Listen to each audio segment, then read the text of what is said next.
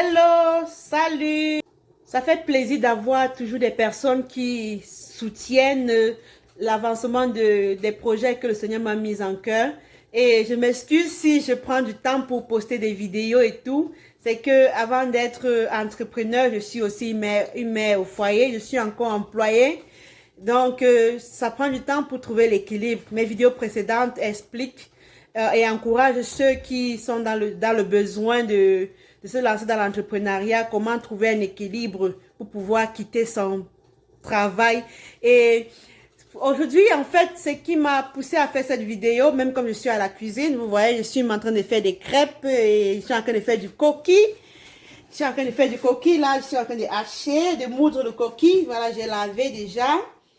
J'ai lavé déjà le coquille et ça, c'est ce qui a déjà été moulu. Donc, pendant que j'étais en train de travailler, il m'est venu en tête qu'il faut que je partage quelque chose rapidement, sinon je peux oublier après avoir terminé la cuisine. Donc, j'ai fait une petite pause, pas que mes crêpes brûlent là. Je fais une petite pause pour encourager encore, comme d'habitude, et motiver ceux qui sont dans le besoin de se lancer dans l'entrepreneuriat. Déjà, aujourd'hui, ce que je vais évoquer, c'est comment gérer business et maison. Quand je dis maison, c'est le couple, la famille et tout. L'entreprise commence à la maison. L'entrepreneuriat commence à la maison. Tu ne peux pas prétendre être dans l'entrepreneuriat si ta maison n'est même pas rangée. Tu ne peux pas prétendre être en entrepreneuriat si tu n'es pas capable de te lever le matin et de pouvoir même dresser ton lit avant de sauter et courir évacuer à tes occupations. La meilleure entreprise, c'est d'abord la maison. La maison, c'est une entreprise. C'est une entreprise à temps plein. Que tu sois en bonne santé ou pas, la maison, c'est une entreprise qu'il faut gérer. Donc, gérer avec les enfants, comme j'entends les uns, j'entends les autres en train de faire une petite crise. Excusez. Ce que je vais dire, c'est que... Un instant.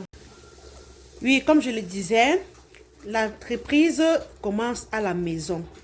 Quand tu dis que tu es en entrepreneuriat, ça veut dire qu'il faut déjà commencer à bien gérer ta maison. C'est-à-dire mettre de l'ordre à la maison, que ce soit propre. C'est vrai que c'est difficile, surtout pour les mamans qui n'ont pas d'aide. C'est difficile de pouvoir tout gérer en même temps.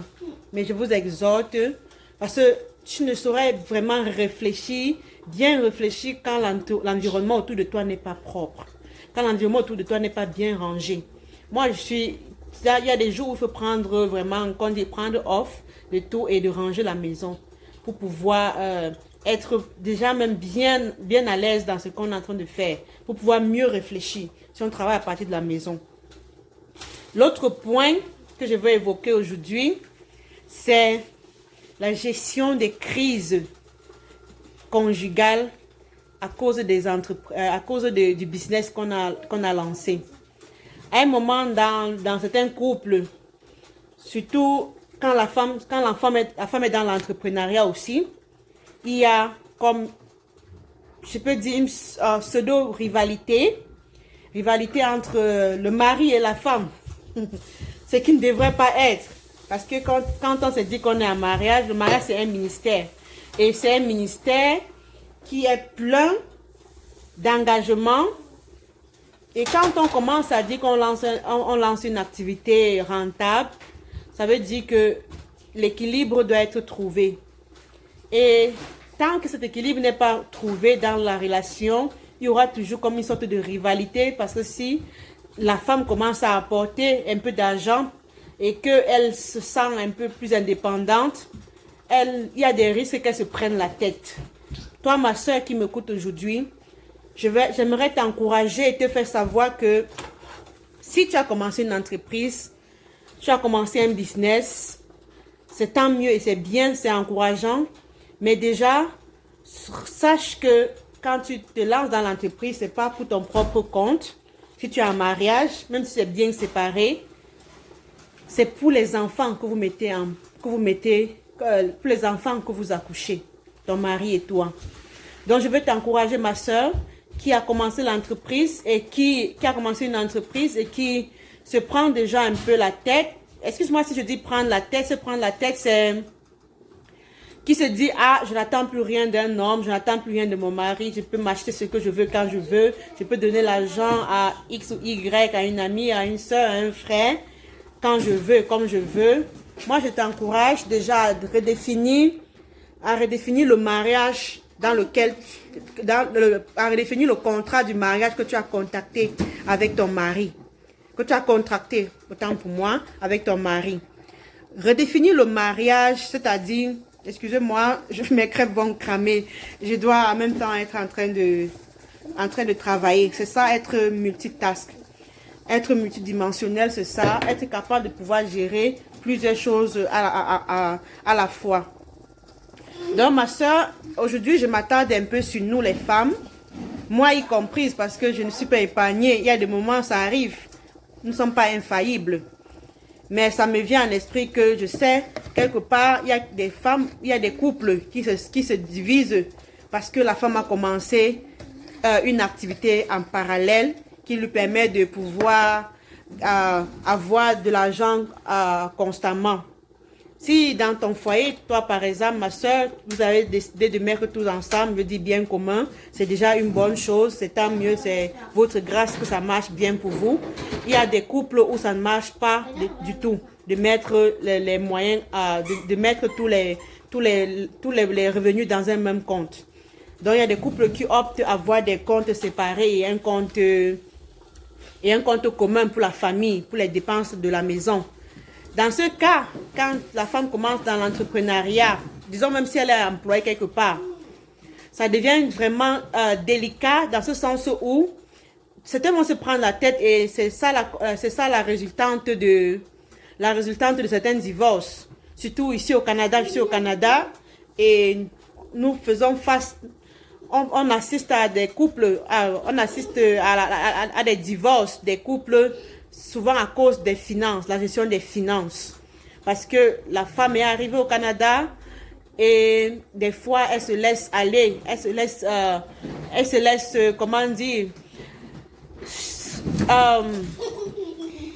puis comme je disais tantôt, la femme arrive et du coup quand elle commence à convertir ses dollars, son revenu en francs CFA, ça commence à... Elle voit beaucoup d'argent, beaucoup de millions qu'elle se fait en termes de francs CFA sans savoir qu'il y a des charges qui viennent avec ça. Et vraiment, pour aider nos frères et sœurs qui sont dans ce genre de situation, vraiment, il faudrait qu'on rééduque nos systèmes quand on arrive à l'étranger. On se rééduque dans ce sens où qu'on sache qu'on a contracté un mariage, c'est pas pour une concurrence quelconque, c'est pas une concurrence entre le mari et la femme. L'homme et la femme sont mis ensemble, selon ce que la Bible dit, c'est de se mettre ensemble pour pouvoir rendre l'un et l'autre heureux. Ça, c'est que moi j'ajoute. Ça veut dire quoi? Que si tu décides de te mettre en mariage, c'est pour apporter ton aide. La femme est une aide pour son mari. Donc, pour apporter ton aide à ton mari, pour le soutenir dans ce qu'il a à faire comme entreprise. Donc, si ma soeur, tu as décidé d'être en mariage et que tu as décidé de te lancer dans l'entrepreneuriat, quand tu reçois ton argent, ça ne veut pas dire que tu as toujours les dépenses discrétionnelles. Nous sommes des femmes, après tout, on a besoin de nos petits trucs, des fois, pas toujours à rendre des comptes. Et les hommes aussi, pareil. Ils ont besoin de leurs petites dépenses discrétionnelles, non pas toujours à avoir à rendre des comptes. Nous sommes des adultes et chacun a des petites dépenses, se fait s'acheter un petit sac à main et tout ça, une petite chaussure. Donc, que ça ne soit pas comme une rivalité. Et des fois, dans un couple, quand l'homme et la femme se lancent dans une entreprise, beaucoup de personnes à l'extérieur vont penser que c'est une entreprise, que ce sont des entreprises individuelles. Et du coup, ils vont comme s'aimer des esprits de division dans les têtes de chacun des membres du couple. Comme quoi, oh, on voit comment l'entreprise de madame évolue bien, toi mais si ton entreprise ne fonctionne pas bien. Et quand le couple reçoit ce genre d'informations, s'ils ne sont pas très sages, ils vont commencer à faire comme il y a une rivalité. bon, si j'ai vendu aujourd'hui, si c'est par exemple la vente, si c'est la vente, il y en a qui vont dire, ah, j'ai vendu aujourd'hui, qu'est-ce qu'il a vendu? C'est comme pourtant, quand vous mettez tous les œufs, c'est vrai qu'on doit mettre tous les œufs dans le même panier, mais quand je vais dire, c'est que vous travaillez tous ensemble. Donc, pour résumer, en cas de crise financière dans un couple, à cause du fait que la femme a commencé une entreprise et que peut-être l'homme aussi s'est lancé dans une entreprise, il peut y avoir des cas où l'homme n'a pas encore commencé. J'exhorte nos sœurs à ne pas se prendre la tête quand on sent qu'on a un peu d'argent qui entre et que peut-être notre conjoint n'est pas encore capable d'en produire pareil. Le Seigneur nous bénit d'une façon ou d'une autre. Donc le Seigneur, quand il envoie une femme dans un mariage, c'est pour être l'aide de son mari. Et quand ça arrive comme ça, et que toi madame, toi ma soeur, donc toi ma soeur qui m'écoute, je t'exhorte vraiment, pardon maman, ne te prends pas la tête quand tu te lances dans l'entrepreneuriat. Parce que tu ne sais pas, demain, là, la roue tourne. Demain, ça peut arriver que c'est toi qui ne parviens pas à travailler et c'est ton mari qui va être celui qui va s'occuper de toi. Et toi, mon frère, ton tour arrive dans d'autres vidéos. Ça arrive aussi. Et je vous dis merci pour d'avoir pris le temps de m'écouter, bien que je suis à la cuisine. Merci d'avoir fait un tour dans ma cuisine. On aura l'occasion de passer encore du temps ensemble. Allez, bisous, bisous. Et n'oubliez pas de souscrire si vous avez aimé la vidéo. Et continuez de me soutenir autant que vous pouvez. C'est vraiment apprécié. Si vous n'avez pas encore souscrit, je vous exhorte vraiment à souscrire juste en dessous et à cliquer la cloche de notification pour ne pas rater les autres vidéos. Ça prend du temps pour être loadé, mais ça arrive. Allez, bisous, bisous. Joyeux Noël et bonne fête de fin d'année. Ciao.